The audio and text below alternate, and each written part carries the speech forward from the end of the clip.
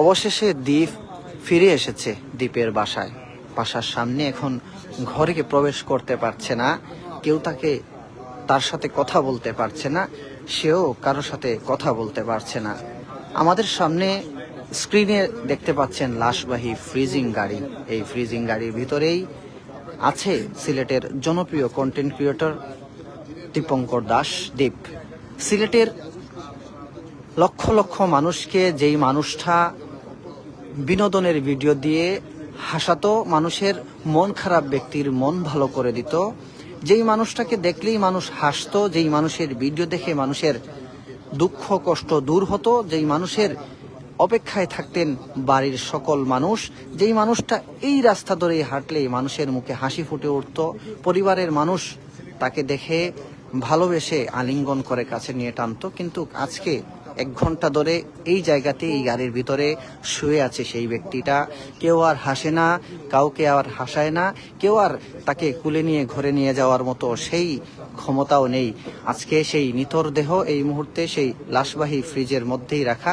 আমরা এই মুহূর্তে সরাসরি যুক্ত হয়েছি সিলেটের টিলাগড়ের গোপাল টিলার সেই জনপ্রিয় কন্টেন্ট ক্রিয়েটর দীপঙ্কর দাস দীপের বাসার কাছ থেকেই। এবং আপনাদেরকে যদি আমরা বলে রাখি যে 1 সপ্তাহ পরে যেই আপনারা জানেন যে উচ্চ পড়ালেখার জন্য, উচ্চশিক্ষা অর্জনের জন্য দেশ ছেড়ে মালয়েশিয়াতে পাড়ি জমায় দ্বীপ, এবং গত বুধবারে কিন্তু হার্ট অ্যাটাক করে সেখানে একটি হাসপাতালে ইন্তেকাল করে দ্বীপ।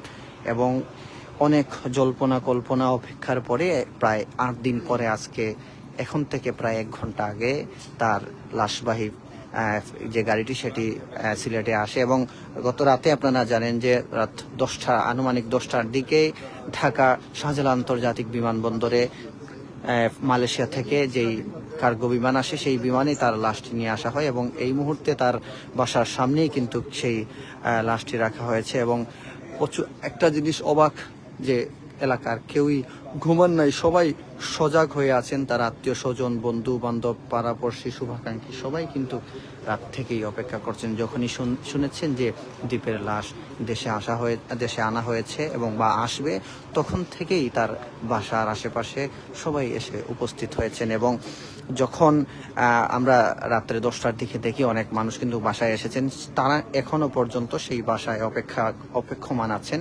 এবং সেই লাশবাহী গাড়ি যেখানের ভিতরে আছে সিলেটের জনপ্রিয় কন্টেন্ট ক্রিয়েটর, যেই মানুষটা নিজের মেধা দিয়ে, নিজের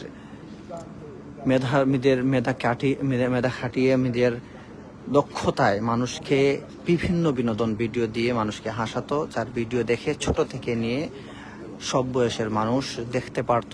এক কথায় বিনোদন জগতে সামাজিক বিনোদন যিনি সিলেটের মানুষকে উপহার দিতেন, আজকে সেই মানুষটা লক্ষ লক্ষ মানুষের কান্নার খোরাক হয়েছেন। যদি একটু আপনাদেরকে দেখাই, এই পাশে তার বাসার পাশে কিন্তু সেখানে দ্বীপের যে মরদেহ সেখানে শ্রদ্ধাঞ্জলি দেওয়ার জন্য সেখানে রাখা হবে। ভোর 5টা থেকে 7টা পর্যন্ত যারা দেখতে চাইবেন এখানে আসতে পারেন। এবং 7টার পরেই কিন্তু এখান থেকে তার বাহুবলের যে পুটিজুরি তার গ্রামের বাড়ি আছে সেখানে শেষ কার্য এবং বিদায়, তাদের যে শেষ মুহূর্তটা মরদেহে তারা শেষ কার্যক্রমের জন্য নিয়ে যাবেন। এবং এই মুহূর্তে এখানে অনেকে এসে জড়ো হয়েছেন, আমরা আপনাদেরকে একটু দেখানোর চেষ্টা করছি। দেশ এবং প্রবাস থেকে যারা আমাদের সাথে যুক্ত হয়েছেন, কে কোথায় থেকে দেখছেন, প্রথমত আমাকে একটু কমেন্ট করে জানাবেন সাউন্ডটা কি ক্লিয়ার শোনা যাচ্ছে কিনা এবং আপনারা ক্লিয়ার দেখতে পাচ্ছেন কিনা, যেহেতু অনেক রাত্রে। এবং ওই পাশে এই পুকুরের পাশেই আমি, এই পুকুরের পাশ, এই রাস্তায় হাটটাকে অনেক মিস করবে। এখানে তার অনেক স্মৃতি জড়িত, এখানেই এই আশেপাশেই তার চলাফেরা, এখান থেকেই বিভিন্ন কন্টেন্ট তৈরি করে বিভিন্ন জায়গায় মানুষদেরকে আনন্দ বিনোদন দিত দীপঙ্কর দাস দীপ। এবং আজকে সেই জায়গাতেই তাকে দেখতে আসছেন। কথা ছিল সে আবার দেশে আসবে, পরিবারের কাছে আসবে।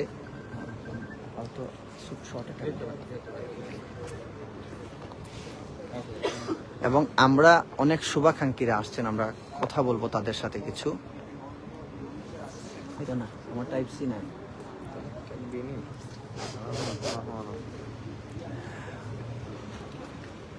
এবং এই মুহূর্তে আমাদের সাথে মাসুদ ভাই যুক্ত হয়েছে, নুরুল হক।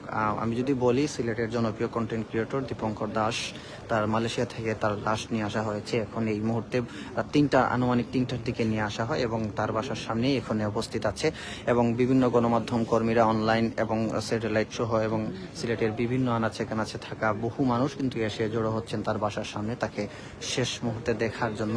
এবং এই মুহূর্তে যদি আপনাদেরকে দেখাইয়া স্ক্রিনে আপনারা দেখতে পাচ্ছেন যে এই লাশবাহী গাড়িটি, সেখানে তার মরদেহ আছে এর ভিতরেই। এবং কিছুক্ষণ পরেই ভোর 5টা থেকে 7টা পর্যন্ত সাধারণ মানুষের জন্য এটি দেখানোর জন্য তারা এখান থেকে বের করে দীপঙ্কর দাস আপনারা দেখতে পাচ্ছেন তার ওই সামনে বেদিতে নিয়ে তোলা হবে। সেখানে সবাই দেখতে আসবেন, শুভাকাঙ্ক্ষীরা তাকে দেখার সুযোগ করে দেয়া হবে।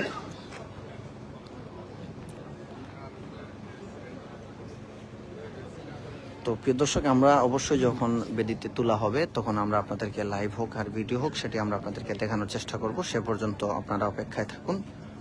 সবাই ভালো থাকবেন, সুস্থ থাকবেন। আল্লাহ হাফিজ। আসসালামু আলাইকুম।